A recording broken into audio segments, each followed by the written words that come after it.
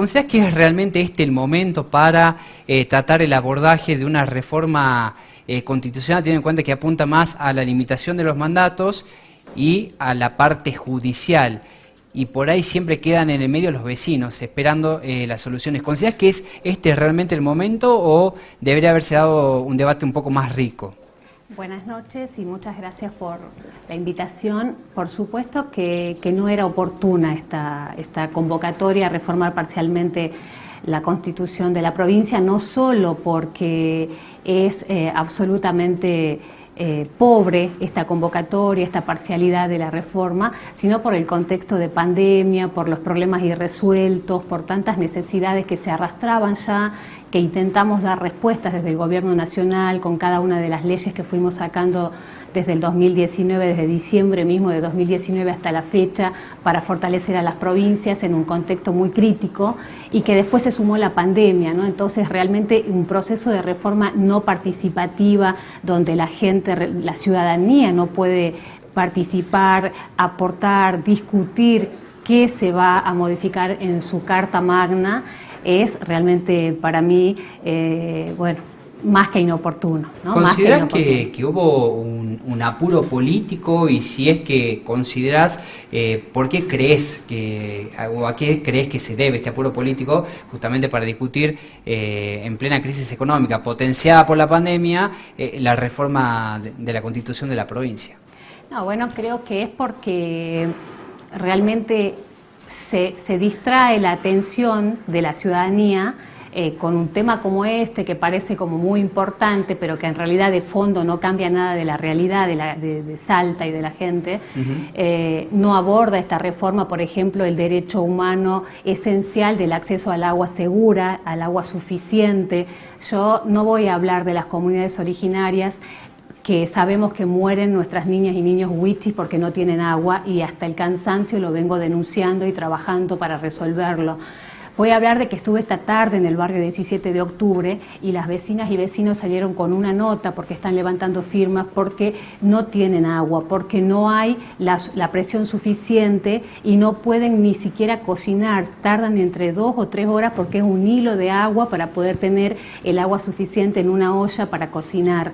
Ni hablar el merendero que visité, que tiene un tacho mucho más grande porque alimenta casi 100 chicos y chicas y no pueden reunir el agua para hacer la leche o el mate cocido. Entonces estamos hablando de que esos temas, como el acceso al agua, el acceso a la vivienda, deberían discutirse e incorporarse a la Constitución. Otro gran tema, la conectividad y el acceso a todos, que todos los estudiantes, ¿no?, del nivel primario, secundario, terciario y universitario puedan acceder a sus dispositivos y a la conectividad en las casas, en los lugares públicos, para poder estudiar en un contexto de pandemia que va a seguir prolongándose, ha modificado absolutamente la realidad social en el mundo. Entonces eso es necesario, de ello deberíamos discutir en esta reforma, cómo incorporamos, por ejemplo, el acceso a Internet como un derecho humano fundamental también para poder formarte, estudiar, hasta para hacer la consulta médica cuando estás aislado. Justamente de la educación es un tema muy rico para debatirlo.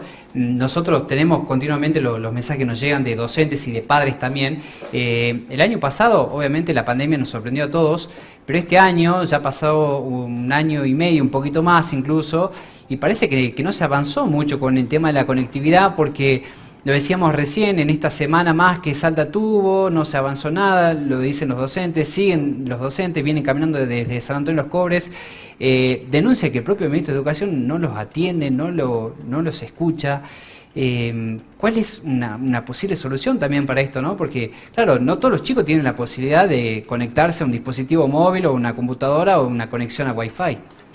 No, la realidad es esa, que la provincia ni siquiera puede resolver las paritarias docentes, la titularización, demandas históricas, ¿no?, de la docencia.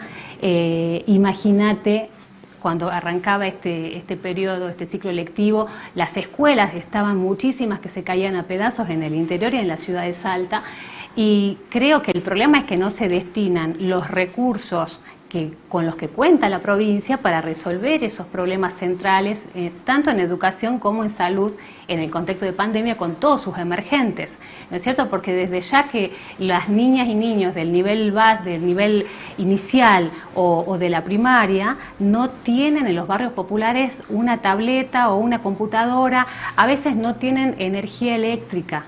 Entonces, tendríamos que haber estado todo el 2020 y lo que va del 2021 resolviendo eso, pero todas y todos sabemos que no se lo hizo, y la verdad que a veces hasta es ya agotador denunciar y pedir y exigir a la provincia que se haga cargo de cada uno de los problemas, porque tiene los recursos suficientes que llegan desde Nación para reforzar el presupuesto que ya tiene la provincia y para ir abordando cada uno de los temas. La cuestión alimentaria es otro gran problema. Hay cientos y cientos y cientos de merenderos, comedores comunitarios donde las iglesias, las vecinas, las organizaciones comunitarias y sociales dan respuesta a una emergencia alimentaria de que la provincia no sale desde hace mucho tiempo.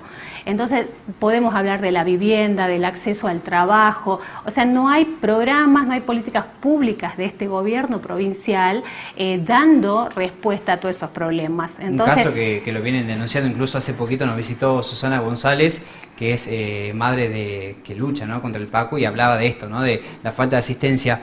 Pero recién dijiste algo muy importante y te hago esta pregunta y ya te paso con nuestro compañero Maxi, que también te quiere hacer una consulta.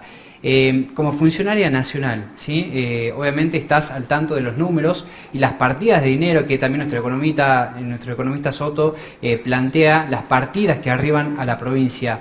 Desde tu rol de diputada, ¿tenés acceso a la información de qué manera utiliza esa plata el gobierno de la provincia? Hemos conocido todos que incluso fondos que se habían destinado para la pandemia fueron utilizados para pagar la deuda que dejó el gobierno de Urtubey. ¿Qué lectura haces de este año y medio del gobierno de Sáenz y sobre todo las partidas de dinero que envía Nación?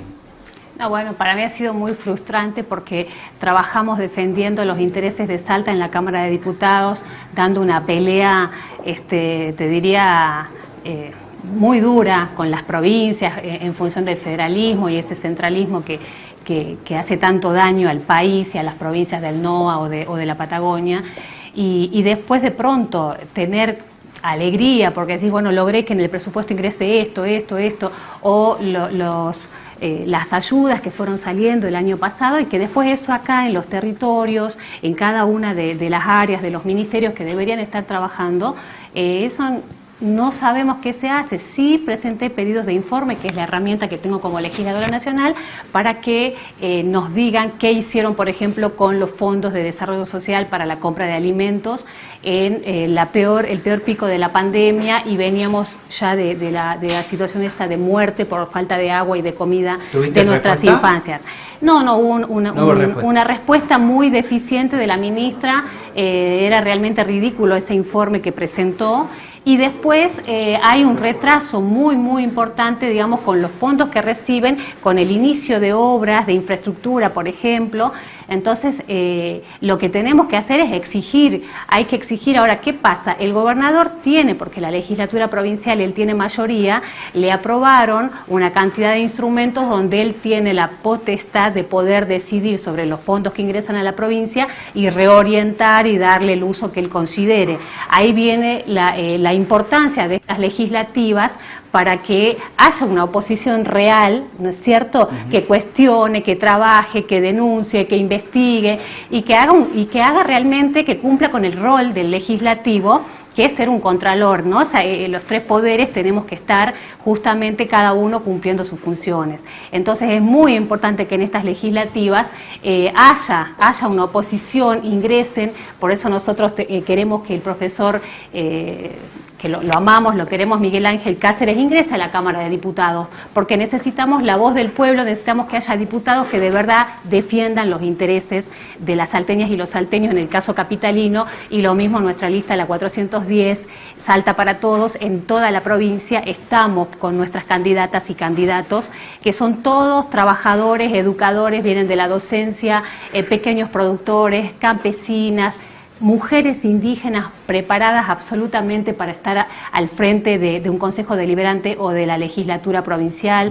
La tenemos a la doctora Mariela Pacet, una senadora que la necesitamos en la Cámara de Senadores, porque hay de los 23 senadores una sola mujer. María es médica, conoce el sistema de salud, así que creemos que tenemos que dar el debate. En la constituyente, en mi caso, y con mis compañeras y compañeros, Marcelo Segura, Estela Maris Mimesi, que son quienes encabezamos esta lista para la capital, y las compañeras y compañeros que queremos que nos den la posibilidad para poder también incidir en la política provincial.